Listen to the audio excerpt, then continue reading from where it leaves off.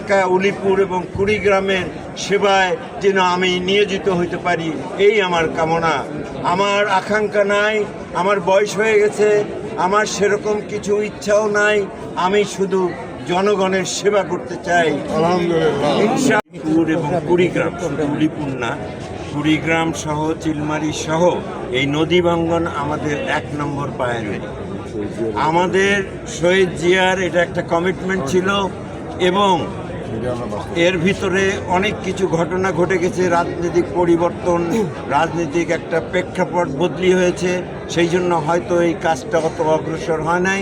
তবে আমরা যদি আগামীতে নির্বাচিত হই, এটা হবে আমাদের 1 নম্বর প্রায়োরিটি। নদী ভাঙ্গন থেকে এবং বন্যার থেকে এই গরিব লোকদেরকে বাঁচানোর জন্য এটাই আমাদের প্রচেষ্টা থাকবে। আমাদের উলিপুর কুড়িগ্রামে কোনো ইন্ডাস্ট্রি নাই, সেখানে লোকের কর্মসংস্থান নাই।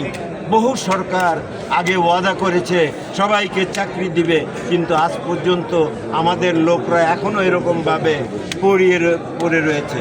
কাজেই আমরা চেষ্টা করব আমাদের ওইখানে ক্ষুদ্র থেকে বৃহত্তর ইন্ডাস্ট্রি করার জন্য, এবং নানানভাবে আমরা খালি যে চাকরির জন্য ব্যবস্থা করব সেটা না, আমরা স্বাবলম্বী হওয়ার জন্য নতুন নতুন ক্ষুদ্র ব্যবসায়ী ওনাদেরকে আমরা উৎসাহিত করব, যাতে ব্যবসা করে নিজের পায়ে নিজে দাঁড়াতে পারে।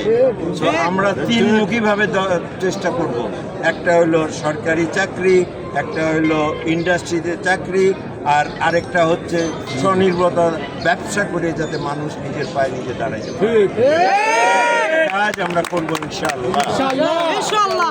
আমরা গ্রাম থেকে আসন 3 উলিপুর থেকে আমাদের নেতা কর্মীরা আজকে আমাদের শহীদ প্রেসিডেন্ট জিয়াউর রহমানের কবরে এসে আমরা এখানে জিয়ারত করলাম, এবং এইখান থেকেই আমাদের এই যে আগামী নির্বাচনে যে আমি মনোনীত হয়েছি, সেই কাজ শুরু করার জন্যই আজকে আমরা এই মাজারে জিয়ারত করতে এসেছি।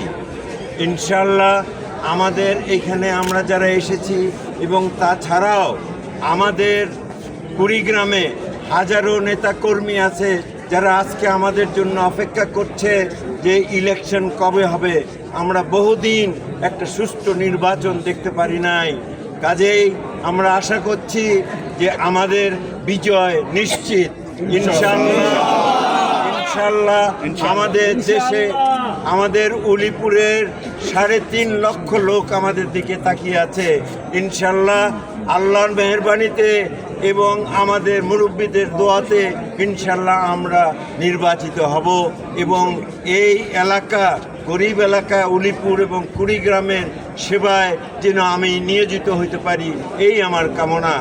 আমার আকাঙ্ক্ষা নাই, আমার বয়স হয়ে গেছে, আমার সেরকম কিছু ইচ্ছাও নাই।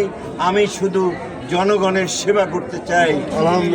ইনশাআল্লাহ আল্লাহ যেন আমার উপরে মেহেরবান হয়, আমি যেন এই গরিব দুঃখী মানুষদের আমি সেবা করতে পারি।